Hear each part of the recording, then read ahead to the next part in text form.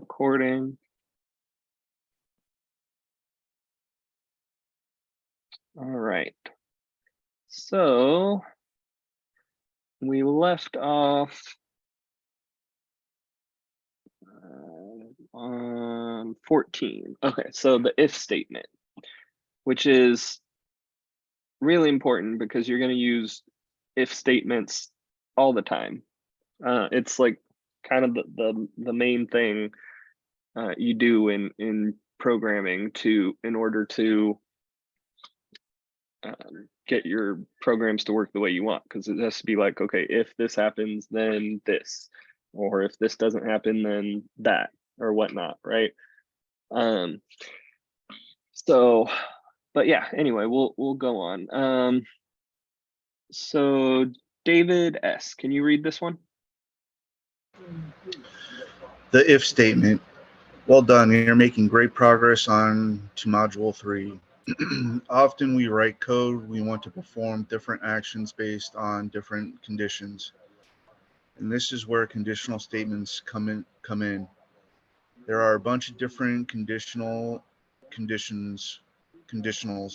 to cover, but we're starting with one of the most useful, if.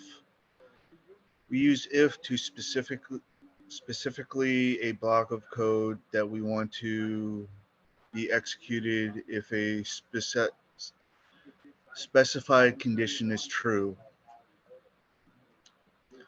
The statements will be executed if the specified condition is true. Let's take a look at an example. Heads up, you can see from the example above, we use the JavaScript alt parentheses to generate a pop-up alert box that contains the information inside the parentheses. Yeah, and it's alert. So like anytime you see one of these pop-ups right here, this is an alert, a JavaScript alert. But anyway, we'll go ahead and run it and see up here. We've got the alert. JavaScript is easy to learn, right? Why? Because if my num1 and my num1 is 7 is less than my num2, which is 10. So if 7 is less than 2, which is true, then it does an alert box saying that, right? So does the alert box make sense to you guys? Or sorry, does the if statement make sense to you guys? Is anybody unclear on how if works? Nope. Okay, if you are, raise your hand.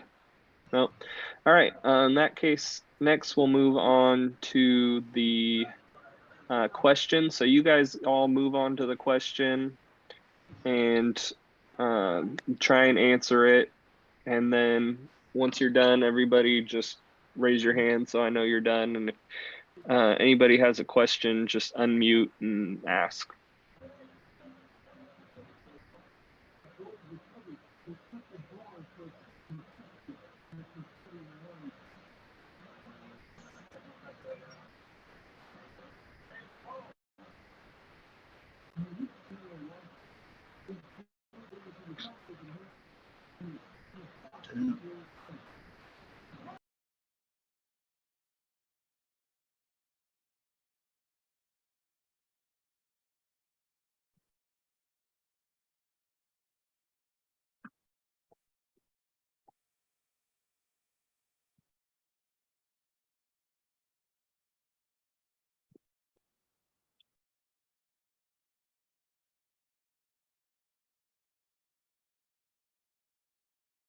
Just a reminder, once you answer the question, make sure you raise your hand. Do the raise hand emoji.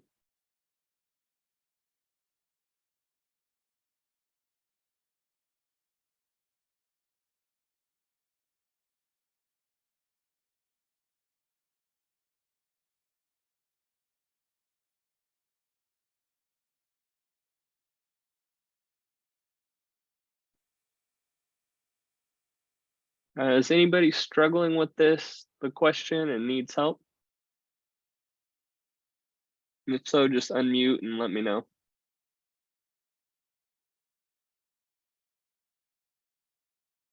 And once you're done, make sure to do raise hand emoji. Bill, are you there?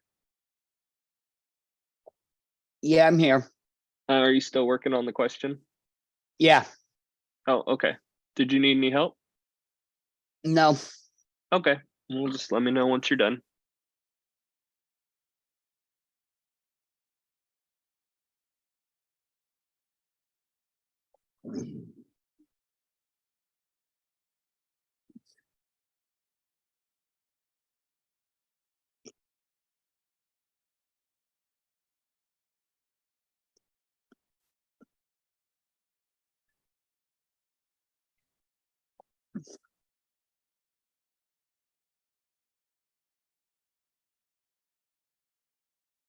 All right.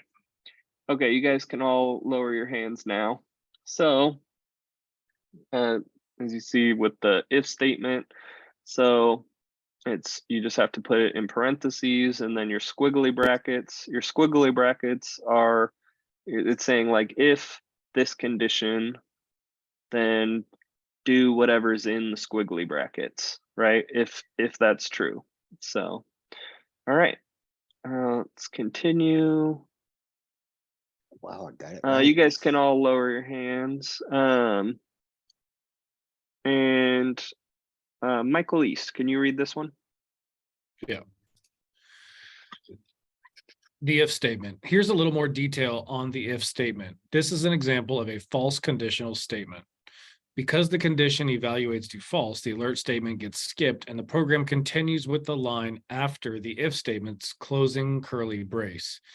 Heads up, if is in lowercase letters. Uppercase letters, if won't work. Vacation month, complete the code, output vacation if the given month is August. All right. So everybody go ahead and, well, hold on. Let me see if it gives away the answer. Dang it. Okay. Well, yeah, I'm gonna have to leave. Okay. Can somebody read the vacation month? Because I can't go to the screen. Yeah. You're planning a vacation in August. You're given a program that takes the month as input. Task, complete the code to output vacation. If the given month is August, don't output anything otherwise. Sample input August, sample output vacation. Handle the required condition using an if statement. Use the console log for the output. All right. So everybody go ahead and work on that and do the same thing. Do raise hand emoji when you're done. And when the majority you are done, we'll move on. And if you have any questions while you're doing it, just let me know.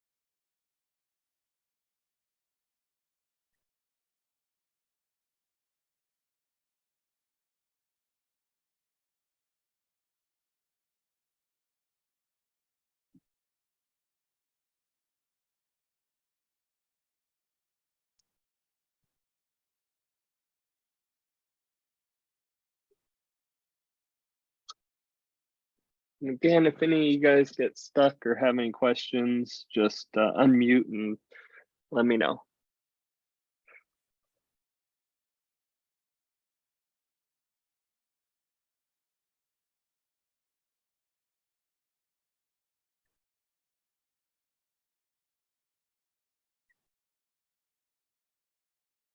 I have a quick question about how these questions are set up. So Uh-huh. when I go into the question here, up top on line number 1, it already has a variable created called month, but then it says Yeah. equals read line parentheses. And I'm not sure what that means. So that just, so anytime you see, that's a good question. Anytime you see that, it's going to be like user generated input, except it's not user generated input because it's the computer, or it's the program entering random answers to try. So just take that as that's going to be some sort of random input by the user to process. So does that make sense, or do I need to explain that more?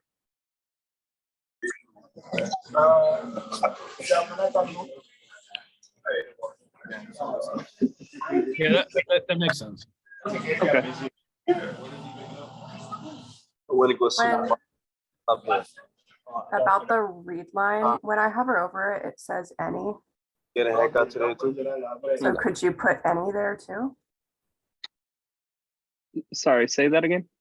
Oh, with the read line, when you hover over it, it says any. So if you were to put any there, would that be the same thing? Or No, you don't want to mess with that read line, because that's Sololearn just entering their own. right? I meant like in general, if that would be. Oh, no. You can't actually even put that read line 10 thing and expect it to generate random input. That's like, they're probably reading from a file is what they're doing. A file that's got a list of a bunch of random different answers. And Okay. so that's how they're doing that.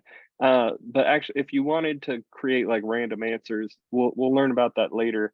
Like you can do math.random to create like random numbers to pick from different things. And then like you could have a file or an array or whatever of different answers, and you could pick a random one from there.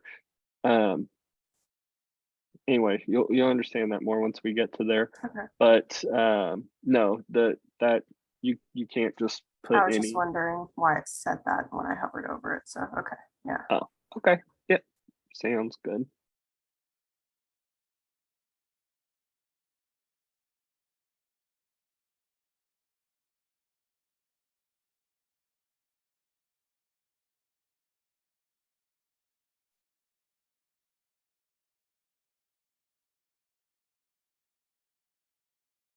All right, I wonder if you could take a look at mine. Let me know what I got wrong here. I don't really get it. Okay. Well, the majority of you guys seem to be done, so I'm just gonna go ahead and share mine, and then you can compare it to yours.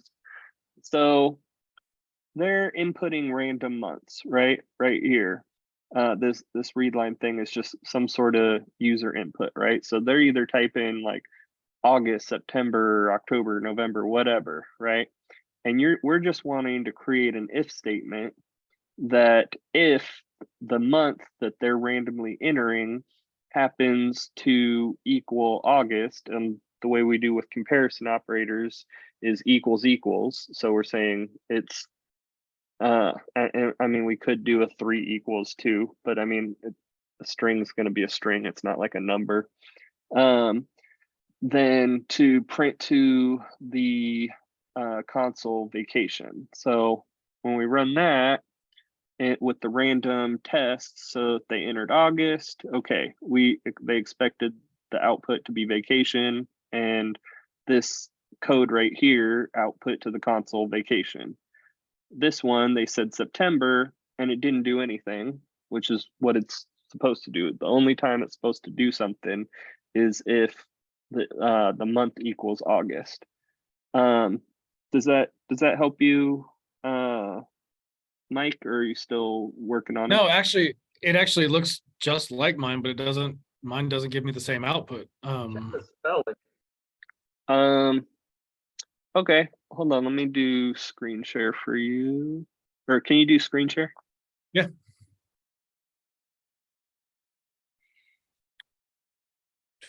Oh, you got to put capital A. It's specific. Oh, shoot. Yeah. And then hit run. Oh, there And we go. you're That'll good to do it. go. Yep. All right. Oh, mine's the exact same, but mine's not running, and I put a capital A. Okay. Can you do screen share? Yeah, sure. Um,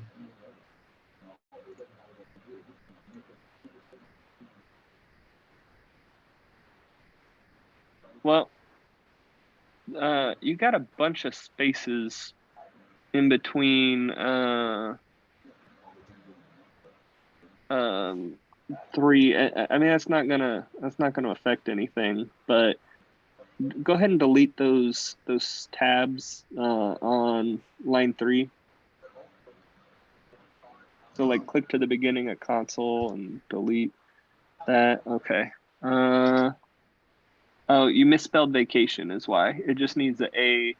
of course. Yeah.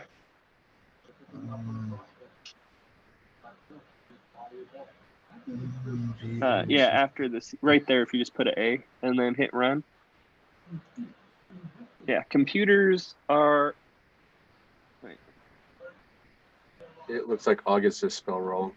Oh yeah, now there's a N in August. Oh, Yeah, computers are very specific. Like if it's not exact, it's not going to work for you. So, all right. So, are the rest of you guys still working on it?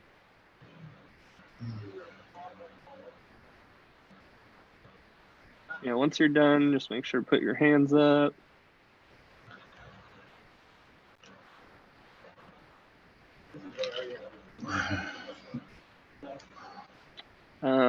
And I know you're good, David. So, all right. So we will move on. Okay. You guys can all lower hands now.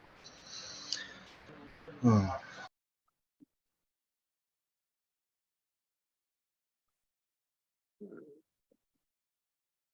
All right. So let's close this.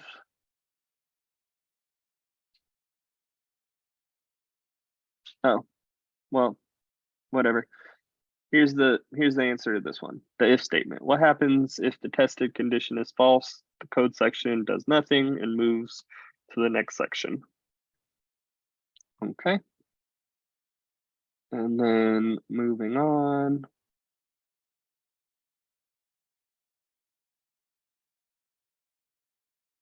Now the else statement.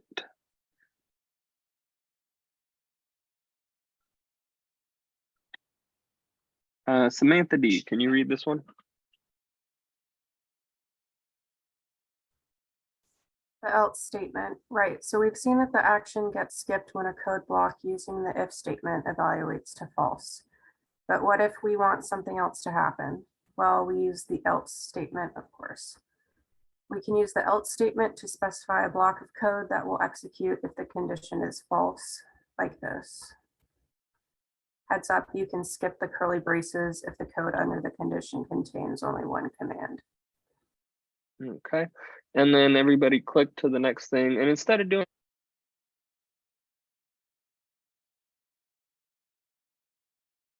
20 seconds to answer it, and then we'll move on. So go ahead and click continue and answer the next question.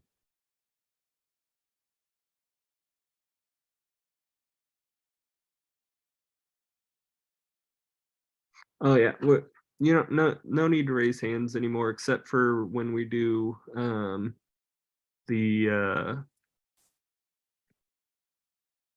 ones where you have to actually type it out, like create your own code stuff.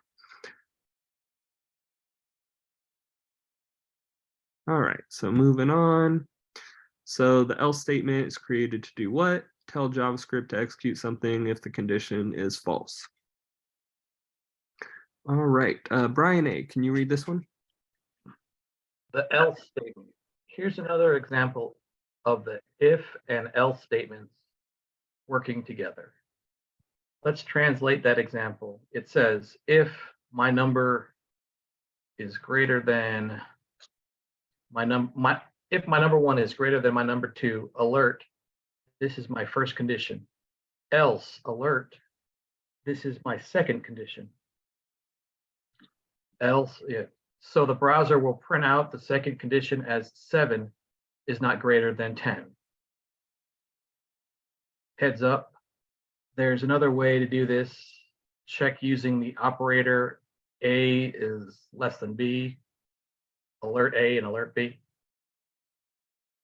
Yeah, that's the tertiary operator we learned about earlier. All right, so let's just click the try it yourself. So since number 1, which equals 7, so 7 is not greater, so it's asking, is 7 greater than 10? Well, no, it's not, so it's not going to do this. Since it's not, it's going to do this. So if ever this is not true, it's going to just automatically do this else. Does that make sense? Any questions on that? No. Okay. All right. So let's go ahead, and this one you guys will raise your hand. So raise your hand, and once the majority you guys are done with this set a world record, then we'll go ahead and move on to that. Oh, you're already done. Good job. That took you like half a second.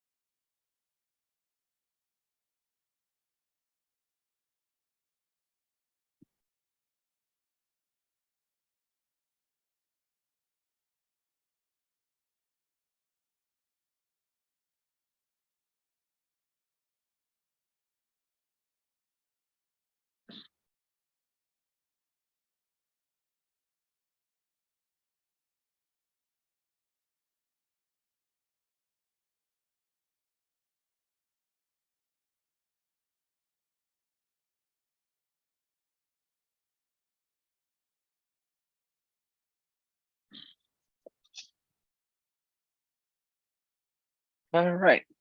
Looks like the majority of you are done. So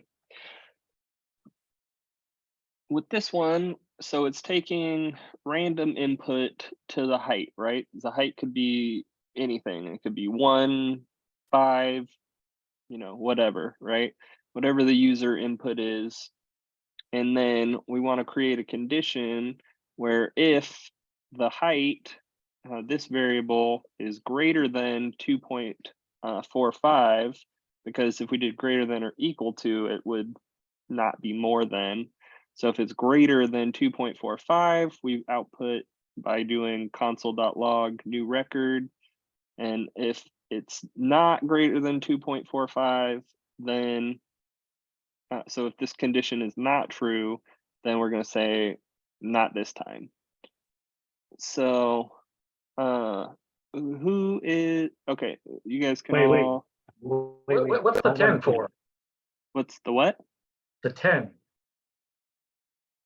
Again, this stuff is just read line. This is user input. This is Sololearn's way of doing user input. When they're doing read line, they're probably reading from a file that has different answers, and you can just ignore all this var, height, parse float, read line stuff, because that's just their way of entering random user input.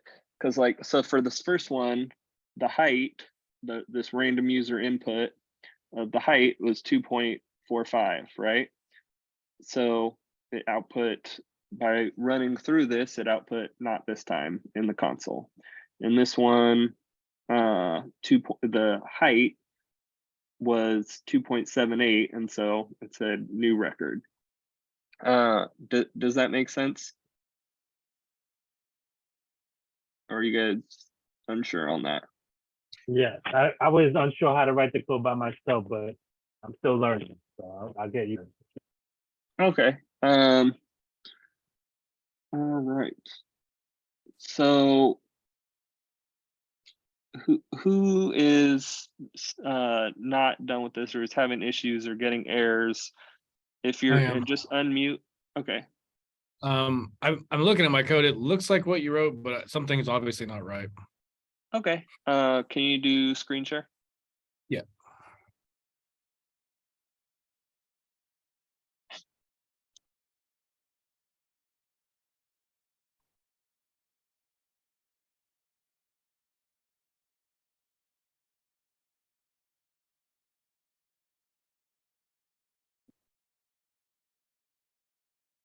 What about the bracket by else? No, it's something to do with the console.log. Oh shoot, I have a slash there. Yeah, there you go. Okay, hit run. All right, well, typo again, sorry. All right, yeah, no worries. And don't apologize, because you will get tons and tons and tons of typos when you're doing your code. That's why we have code editors that it tells you, like here, put that slash back. Oh, Or sorry. can you do screen share again? Yeah. So put the slash back and hit run. So see right here, this is, if you look at the code editor, it was telling you right there what the problem was, right? And that's a good way to help you, debug your code. Like when you put typos or whatever, like you expect your code's going to do one thing and then it doesn't. If you get any errors, like the console log is a great way to figure it out. So yeah, don't apologize. You'll get used to having all sorts of errors, and you run your debugger and you're like, okay, straighten it out. Okay. And same thing with, then like you'll expect your code to do one thing, you'll test it, and then the output's not right. That's just part of the debugging process, and don't sweat it. Just be patient and get used to that. Okay. Hey, Brandon. Uh-huh. Can you go over console.log, the different console.log and strings? Sorry, say that again.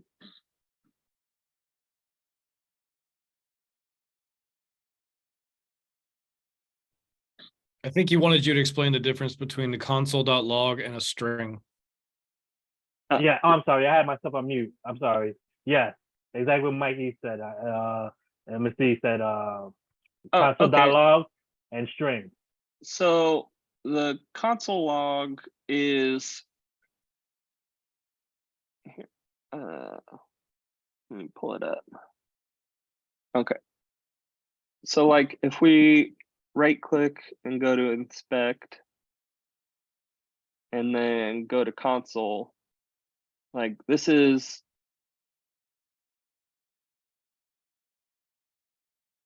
here's our console log. Just all the stuff that automatically gets logged by the browser, or the JavaScript code you write tells it to log it to the browser, right? And a string is just a different data type. So like it's generally text, but I mean, it can be text and numbers or characters and everything.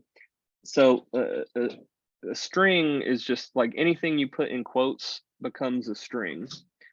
And it doesn't, just because it's a string doesn't mean it's going to print to the console or print to the screen. Like if we did document.write, it would print to the screen, but instead we're doing console.log just because that's what they're wanting. They're wanting you to do console log to input the stuff.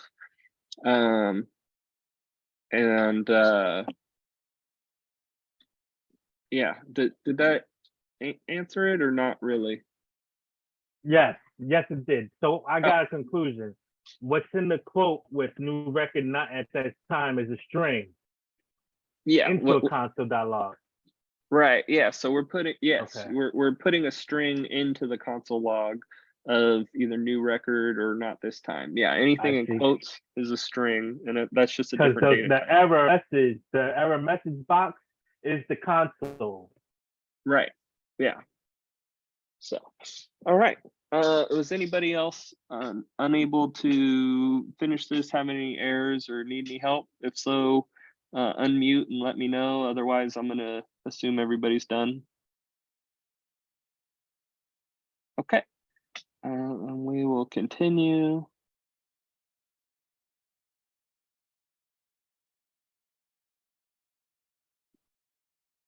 Well, here's the answer to this one. I guess I should stop hitting continue. But anyway, so yeah, fill in the blanks to create a valid if-else statement. Okay, well, first we need to put our if, and then here's our condition, and then the squiggly brackets for if this condition is true, execute this block of code. So it's saying alert allowed. And then if this condition's not true, else execute this block of code, alert, do an alert for not allowed. All right, I'll give you guys a second to type that out.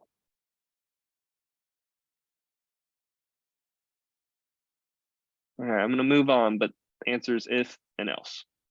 All right.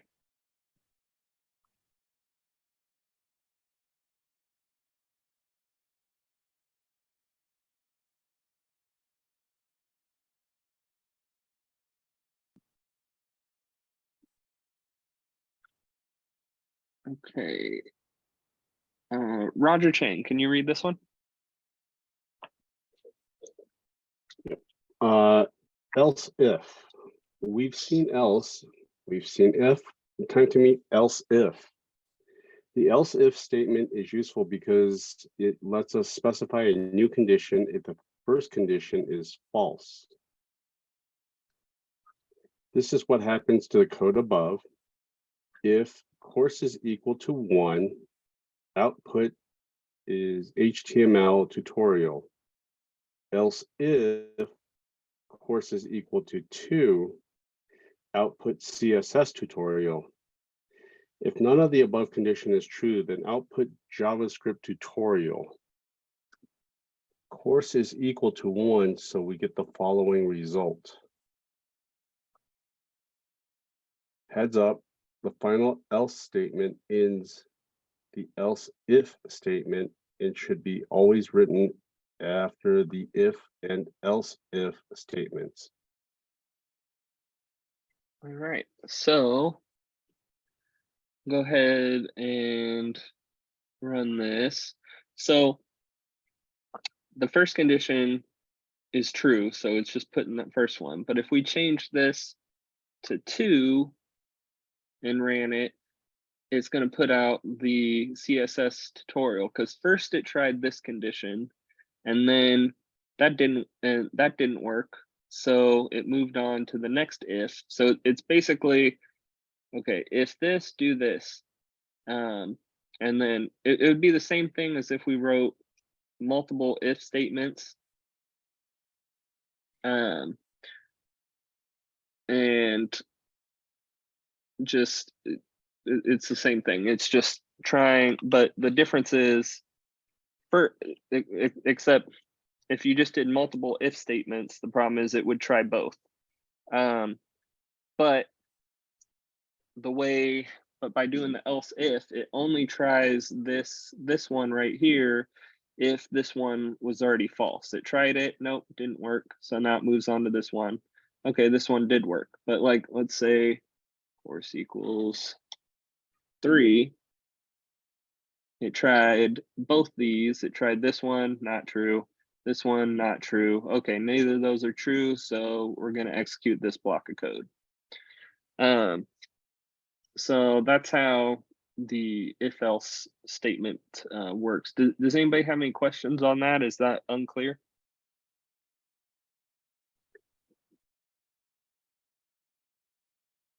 Okay.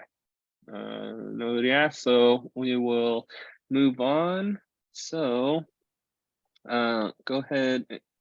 Here, let me shrink this down so I can have it on the screen.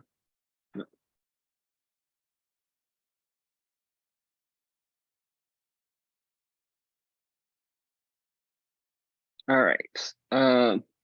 Roger, can you read this one as well? The result of an exam will be determined as follows. If the score is 88 and above, the output would be excellent. 40 to 87, good. 0 to 39, fail.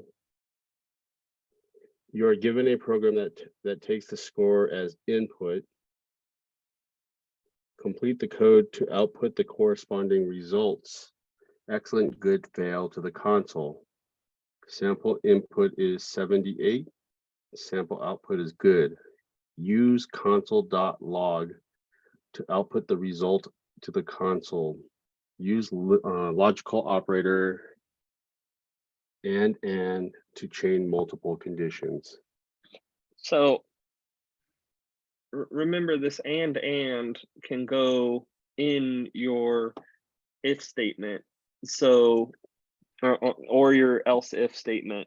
So it's saying if this is true and this is also true, then do that.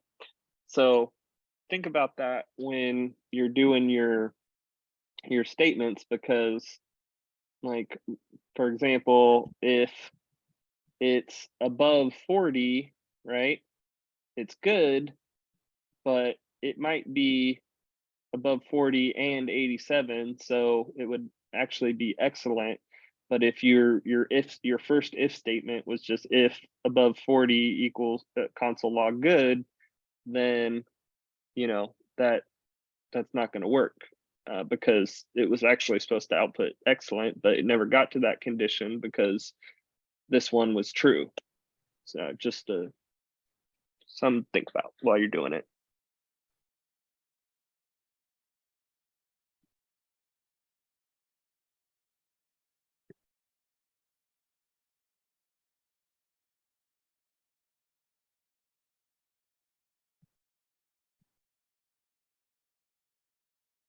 Oh, and do raise hand emoji once you're done.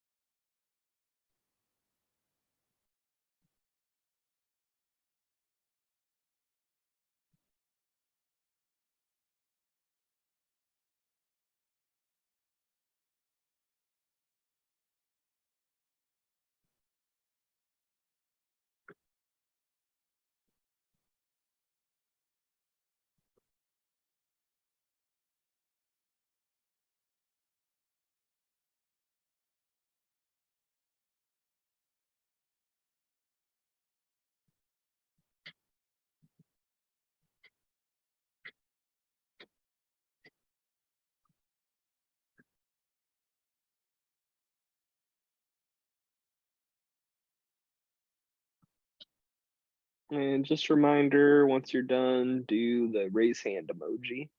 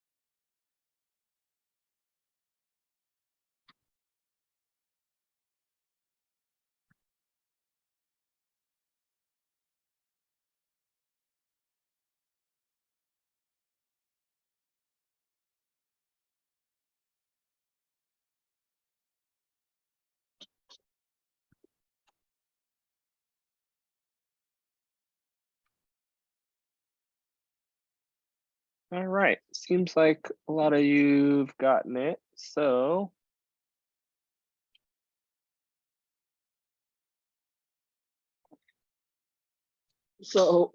with this one, it's taking, so it starts with the var score, and remember that's random user input. And we're saying, and what's it wanting us to do? It's wanting us to, if above 88, excellent, output excellent. If between 40 and 87, good. And if below 39, fail.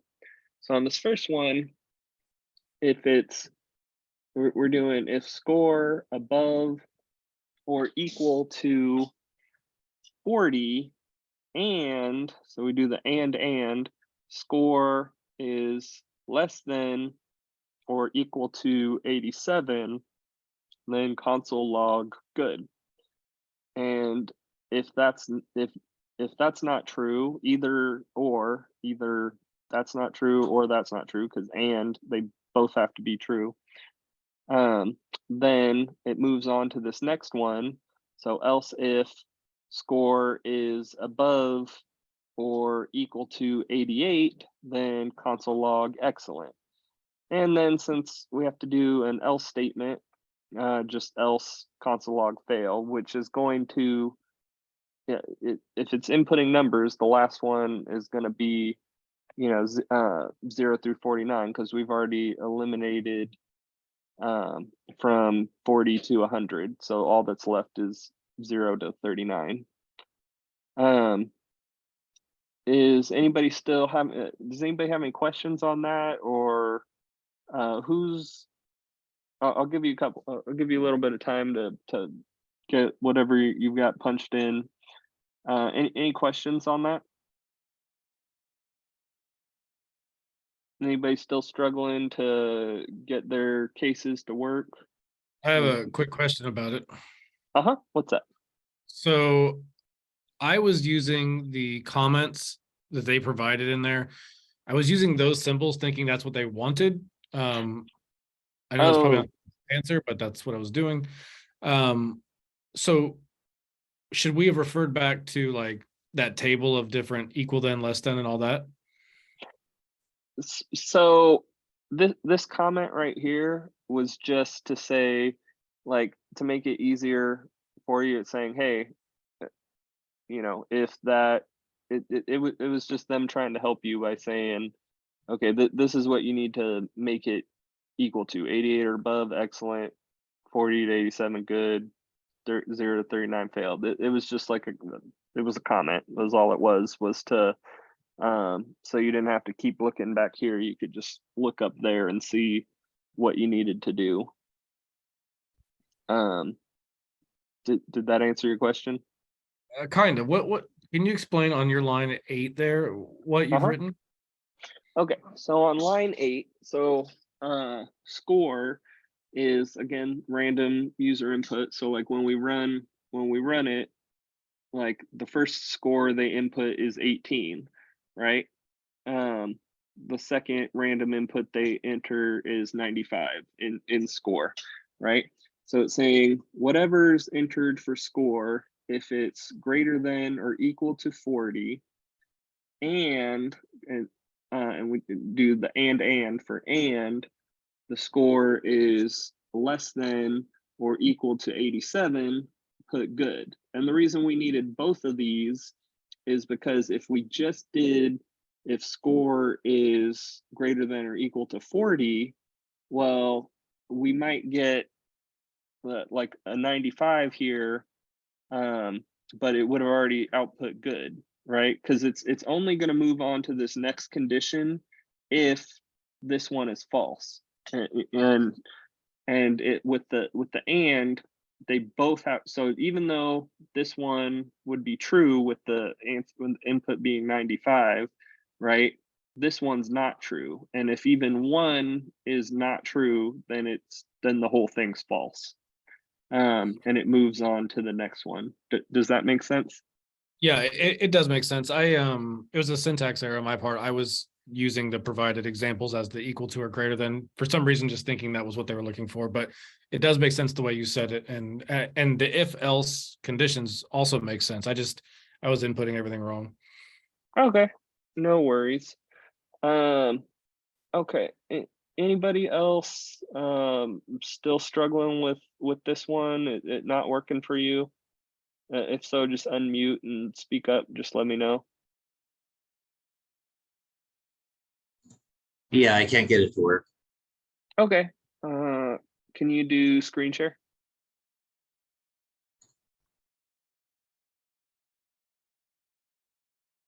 Ooh, hold on. Am I sharing? Okay. So you got to remember. So after with the if, after the parentheses for the if, whatever's in this parentheses is true, you have to put the squiggly brackets after that. So go ahead and put the squiggly brackets after the parentheses 88. Yeah, right there, squiggly bracket, and then delete that one, and then put the other squiggly bracket right after score on that line, or actually, no, at the end of line 8. And then you're going to want to delete that score because I'm not sure why that score is there, but to do a console log, you do console log and then the parentheses and then whatever you want it to log, right? And let's actually let's bring that down just for readability. Go ahead and so click to the between the C of console and the squiggly bracket and hit enter, and then to the end of that, yeah, and hit enter, and then okay, and then we've got to do the same thing so now we've got our else if statement. So if score is greater than 40 and less than 88, then now let's put our squiggly brackets. So we'll get rid of that semicolon at the end and put your squiggly brackets and delete the second squiggly bracket. And then, yeah, put that at the end of line 12. Okay. And now we need the squiggly brackets on line 14 right after else.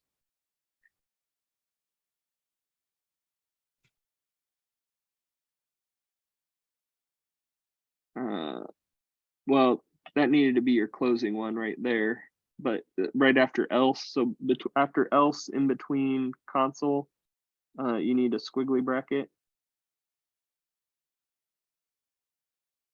So right where? So after else, but before console on line 14. Yeah, So right there. And then delete that opening squiggly bracket. And now we need to make what you're logging. So you're making those like variables, but it needs to be strings. So the good and the fail need to both be in quotes so that they're strings.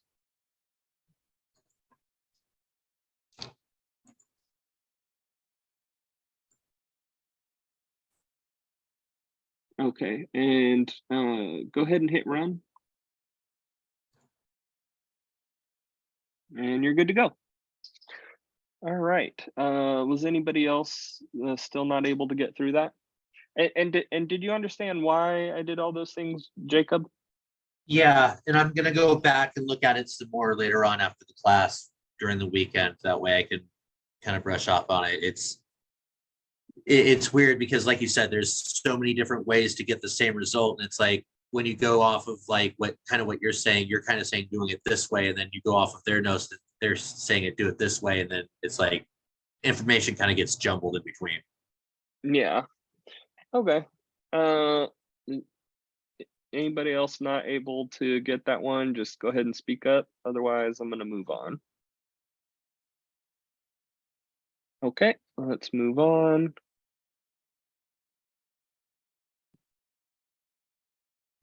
And I'll give you guys a second to wait. Hey, Brendan, can you go back to that? Can I get that real quick? I kind of missed that. Just my computer crashed. Oh, okay. How about just do screen share real quick? Who, me? Yeah. I'll just help you I get it gotcha. filled out. I gotcha.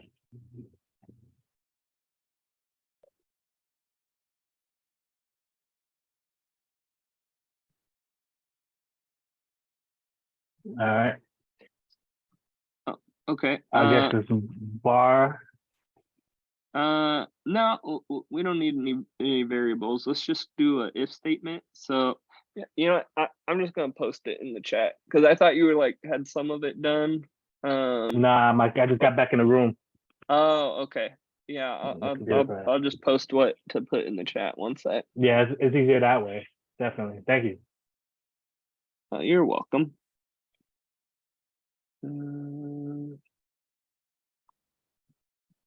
There you go. All right. All right. So let's go. And that goes in the line where I was gonna post some, right? Just anywhere that's not. Yeah, anywhere that's not in the comment thing, in the /*. I got it. I did it. Yeah. Cool. Okay. Thank Cool. You're welcome. All right. So.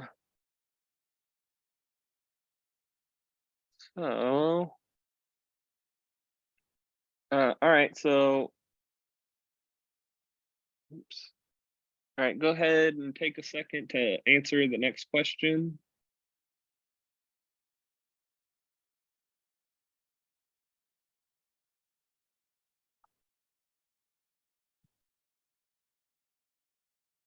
No need to raise your hand. I'm just going to give you guys a few seconds and then we'll move on.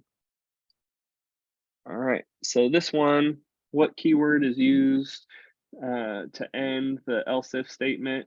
We always need an else statement at the end of our if and our, well, not, you don't need one for if statements, but if you do an if else, you have to end it with the else statement. All right. And Mark H, can you read this one? Else if the final else block will be executed when none of the conditions is true. Let's change the value of the course variables in our previous example. You can write as many else if statements as you need. Yeah, so let's go ahead and demonstrate that. So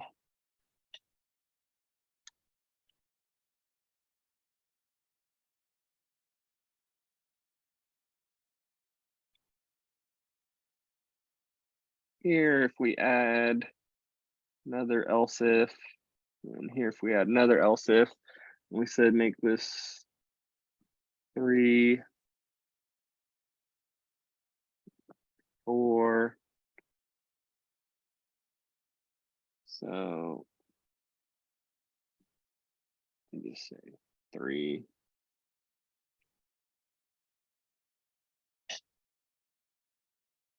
So if it went through this one, it's not true. This one, not true. Guess this one. If it's true, okay, good to go. It'll print it. All those not true, print that one. Finally, we get, it's gone through all of them. All the else ifs aren't true. Then it's just going to print your else statement at the end.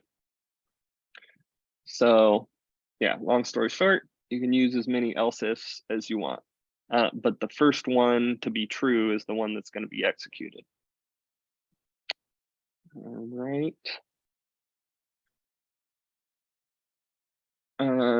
Take a second to answer the next question.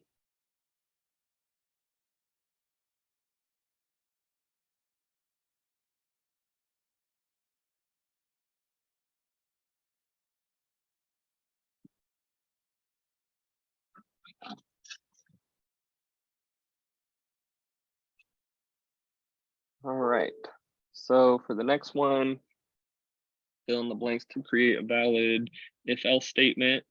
So first we want our if this, then do that, and then else if this, do that, and finally, if neither of those are true, then do this. All right. So we're gonna go a little past 3, since with JavaScript, there's not a lot you can add to your resume page. I'll still give you guys a chance at the end to work on it for so you can still be adding CSS and stuff to it, but we're going to go a little bit longer past the hour so that we can learn more JavaScript. So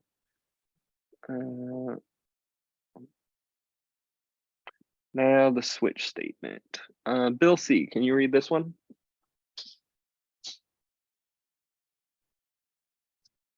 Switch. But what if you need to test for multiple conditions in those cases?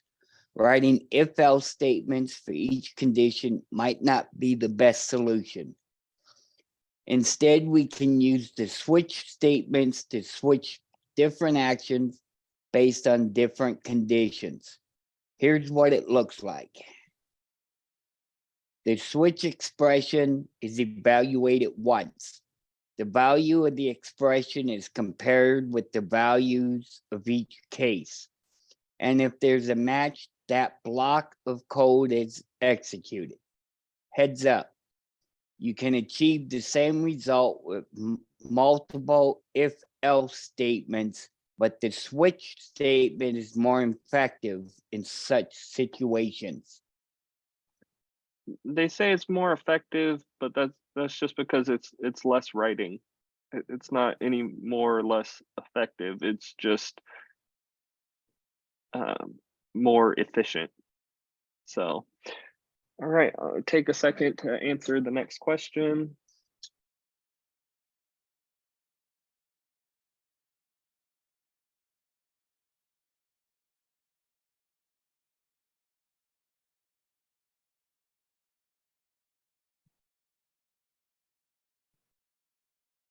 All right. So the switch statement can be used to replace multiple if-else statements. All right.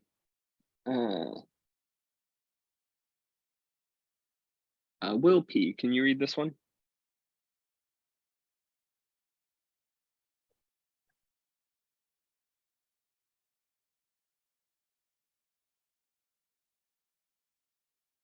Will P, are you there?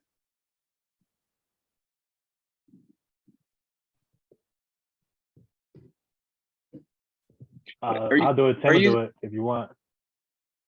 No, wait, Will, are you still sick? Was it you that was sick? He doesn't have his voice yet. Oh, okay. Kevin B, can you read this one? The switch statement. Let's look at another example. Simple, right? You can have as many case statements as you need. All right, so with this one,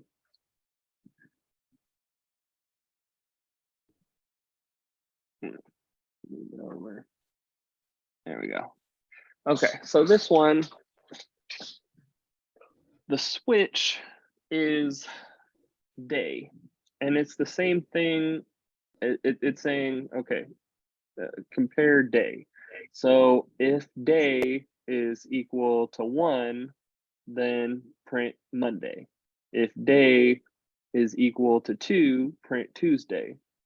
And since the variable day stands for 2, so it'd be the same as, you could do this too, and it would get the same result, right? Or if we change this to 3, then it would do Wednesday because it's 3. So case is just the same as if this, whatever's in the parentheses, is equal to whatever you write after case, then do this, right? But you need your break statements because if, so let's say, because once you've done that, you want it to stop. You don't want it to keep going, and then you want it to, yeah, just be done. So that's why you have your break statements in there. All right. Oh, dang it, my power just went out.